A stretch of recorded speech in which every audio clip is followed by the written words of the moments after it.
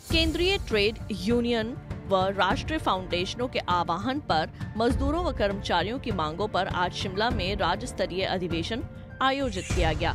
इस अधिवेशन में मजदूरों के विभिन्न संगठनों के प्रतिनिधियों ने मजदूरों के हितों को लेकर संबोधित किया। अधिवेशन में आगामी 9 अगस्त को होने वाले राष्ट्रव्यापी प्रदर्शनों को लेकर भी रणनीति बनाई गई। सिटी के राष्ट्रीय सचिव डॉक्टर कश्मीर सिंह ठाकुर ने बताया कि देश में मजदूर हितों और मांगों को लेकर आगामी 9 अगस्त को देशव्यापी प्रदर्शन किए जाएंगे। उन्होंने कहा कि केंद्र की मजदूर नीतियों के कारण मजदूरों के हितों से खिलवाड़ हो रहा है और विभिन्न सरकारी संस्थानों के निजीकरण से वहां कार्य करने वाले मजदूरों को घातक असर होता है। ऐसे में मजदूर हितों के विभिन्न पहलुओं पर आगामी 9 अगस्त को धरना प्रदर्शन किया जाएगा। उन्होंने बताया कि केंद्र द्वारा बनाए गए मजदूरों के लिए नए कानूनों से मजदूरों के हितों से खिलवाड़ हुआ है। वहीं संस्थानों के निजीकरण व मनरेगा के बजट में कटौती हिमाचल में भी लाखों मजदूरों को प्रभावित कर रही है। इसलिए नए लेबर कोड को निरस्त करने, स्वामीनाथन कमीशन की शर्तें लागू करने, किसानों को न्यूनतम समर्थन मूल्य देने और न्यूनतम वेतन जैसे 18 सूत्रीय मांग पत्र के साथ देश भर में प्रदर्शन किया जाएगा। आज ये केंद्रीय ट्रेड यूनियन की ओर से संयुक्त अधिवेशन हो रहा है। ये अखिल भारतीय केंद्रीय ट्रेड यूनियन के आह्वान पर 9 अगस्त 2023 को पूरे देश में भाजपा सरकार की मजदूर विरोधी नीतियों के खिलाफ ये अधिवेशन है, जिसमें आज सीटू की तरफ से डॉक्टर कश्मीर सिंह ठाकुर, प्रेम गौतम, जितेंद्र मेहरा, एटेक की तरफ से जगदीश वाधव जी हैं और देवकीनंदन चौहान जी हैं, इंटेक की तरफ से प्रेम सिंह ठाकुर हैं और भारत भूषण जी हैं, जो लीडरशिप के लोग हैं। बाकी यहाँ आप देख रहे हैं सैकड़ों की तादाद में मजदूर अलग अलग संगठनों से आए हैं। मुख्य मुद्दा ये है कि आज पूरे देश में ये बीजेपी का सरकार जो है मजदूर जमात पर पहले से जो हमला जारी है, उस हमले को और तेजी से आगे बढ़ा है। जो 44 श्रम कानूनों को बदलकर 4 श्रम संहिताएं बनाई, तोड़ बनाई, उसके रूल्स फाइनल हो गए। रूल्स फाइनल होने पर कभी भी वो लागू हो सकते हैं और इन श्रम कानूनों में जो आज मजदूरों को कुछ मिला था, थोड़ा बहुत राइट, वो सारी खत्म है। यूनियन बनाने का अधिकार मजदूरों के पास रहेगा, अगर बन भी जाएगी कभी भी उसको वो छीन लेंगे, खत्म कर देंगे, निरस्त कर देंगे। इस तरह से मजदूरों का हड़ताल का अधिकार भी छीन लिया। हड़ताल करेंगे, आप अंदाजा नहीं लगा सकते, लाखों रुपए के जुर्माने हैं, जेल है जो पहले नहीं था।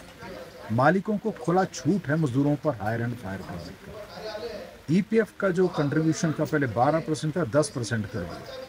ईएसआई का कंट्रीब्यूशन मजदूरों का बढ़ा दिया। इस तरह की तमाम जो चीज़ें हैं वो सारा इस देश में वो लागू कर रहे हैं। और दूसरी तरफ क्या है, हमारे इस देश के व्यवस्था को थोड़ा और मजबूत करने के लिए उस समय के सरकारों ने जो काम किया, जो सार्वजनिक क्षेत्र पब्लिक सेक्टर क्रिएट किया, बीएसएनएल किया, इंश्योरेंस किया, बैंक किया, रेलवे किया, नेशनल हाईवेज किया, बंदरगाहें किया, हवाई अड्डे किया, देश का और जो सार्वजनिक क्षेत्र आपका स्टील के इंडस्ट्रीज, कोयला सरकारी क्षेत्र में किया, ये सारे के सारे को ध्वस्त करने का पूरा योजना सरकार ने बना लिए।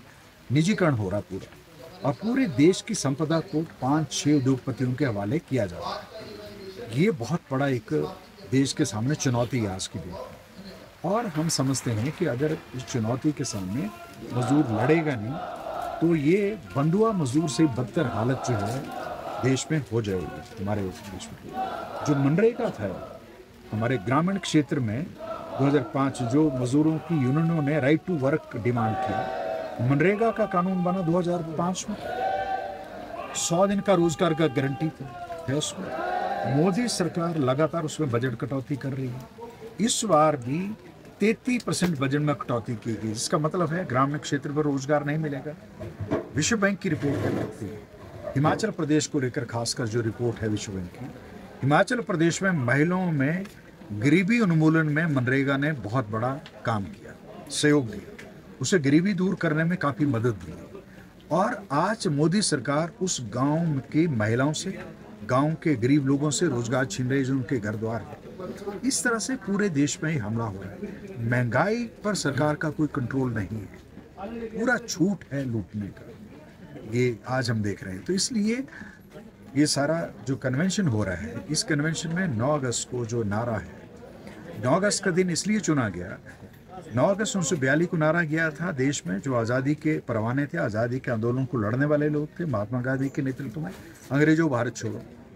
9 अगस्त का दिन इसलिए चुना गया है कि इस देश में मजदूर जमात ये ललकार रही है, कह रही है कि सरकार मेहरबानी करके गद्दी छोड़ो, भाजपा सरकार गद्दी छोड़ो, अभी छोड़ो, अभी छोड़ो, देर मत नहीं होनी चाहिए। क्योंकि अभी आप देख रहे हैं कि सारा देश का जो ये सरकार जब नीतियां लागू कर रही है, उन नीतियों को लागू करने के साथ साथ और क्या काम कर रही है, देश को हिंदू मुसलमान में बांट रही है, यूनिवर्सल सिविल कोड ला रही है, देश में महिलाओं को जिस तरह से हमला हो रहा है, ये इस देश की आज़ादी के बाद मेरे ख्याल पहली बार हुआ। हमला करने वाले कौन के लोग, व्यवस्था करने वाले कौन लोग हैं, भाजपा के गुंडे, भाजपा के लोग। और एक और बड़ी शर्मसार करने वाली बात क्या है, हर जिला में आईबी है, हर जिला में रॉ है, जिसका सीधा रिपोर्टिंग होता है प्रधानमंत्री को और गृह मंत्री को, एवरीडे रिपोर्टिंग होता है। 4 मई की घटना है, 4 मई की घटना का रिपोर्ट प्रधानमंत्री को भी था, गृह मंत्री को भी था। आज तक कभी उस पर कार्रवाई नहीं हुई। जब वो वीडियो लीक हुआ तब जाकर उसके ऊपर कार्रवाई होना शुरू हुआ। इसका मतलब क्या है, इसका मतलब है कि सारा का सारा काम जो है प्रधानमंत्री और गृह मंत्री के निर्देश पर महिलाओं पर जो हमले हो रहे हैं, इसलिए बड़ा ये संगीन मामला है। और इसलिए हम तो आज कन्वेंशन के माध्यम से भी मांग करते हैं, प्रधानमंत्री और गृह मंत्री को नैतिकता के तौर पर 1 सेकंड भी इस गद्दी में रहने का अधिकार नहीं है, 1 सेकंड भी। और ये सारा भाजपाई के गुंडे कर रहे हैं और प्रधानमंत्री लाग लपेट कर रहे हैं। कभी फ्रांस जाते हैं, कभी जर्मनी जाते हैं, कभी कहाँ जाते हैं, कभी अमेरिका के दौरे पर जाते हैं, मेहमाननवाजी करते हैं। तो ये इस देश का जनता जो है आज ये पूछना चाहती है, मजदूरों पर हमला है, किसानों पर हमला है, महिलाओं पर सबसे बड़ा हमला है।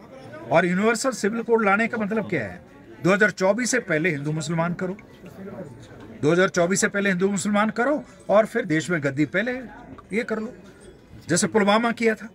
पुलवामा हुआ नहीं था, करवाया गया था। कश्मीर में आप जाओ, एयरपोर्ट में जाओ, आपको नेल कटर नहीं ले जाने देंगे, नेल कटर नहीं ले जाने देंगे। और उस कश्मीर में, पुलवामा में 300 किलो RDX चला जाता है, भाजपा की बिना साजिश के नहीं जाता, नहीं गया होगा। और आज तक इंक्वायरी नहीं हुआ, आज तक कोई गुनाहगार पकड़ा नहीं गया। इसका मतलब क्या है, इसका मतलब साफ है, आपको गद्दी चाहिए, कितने लोग मर जाएं, कौन मर जाए। और जो मणिपुर में हुआ, उसकी वाइफ है, बेटी है, जो फौजी सूबेदार था जिसने कारगिल का युद्ध लड़ा। आज आप महिलाओं के साथ ऐसा कर रहे हैं और प्रधानमंत्री को रति भर भी शर्म नहीं है, गृह मंत्री को रति भर शर्म नहीं है। तो ये सारी बातें हैं। आज देश जो है हर वर्ग पर हमला है और मजदूर वर्ग पर सबसे बड़ा हमला है, क्योंकि मजदूर सबसे संगठित ताकत है इस देश में, वो सरकारों को बदलने की। पंजाब केसरी टीवी के लिए शिमला से योगराज शर्मा की रिपोर्ट। हमसे जुड़े रहने के लिए हमारे YouTube चैनल को सब्सक्राइब करें और नई वीडियो की नोटिफिकेशन के लिए बेल आइकॉन को दबाएं। अगर आप ये वीडियो Facebook पर देख रहे हैं तो लाइक जरूर करें और ज्यादा से ज्यादा शेयर करें। इसी तरह के और भी अपडेट्स के लिए फॉलो करें हमारा Instagram पेज himachal.kesri।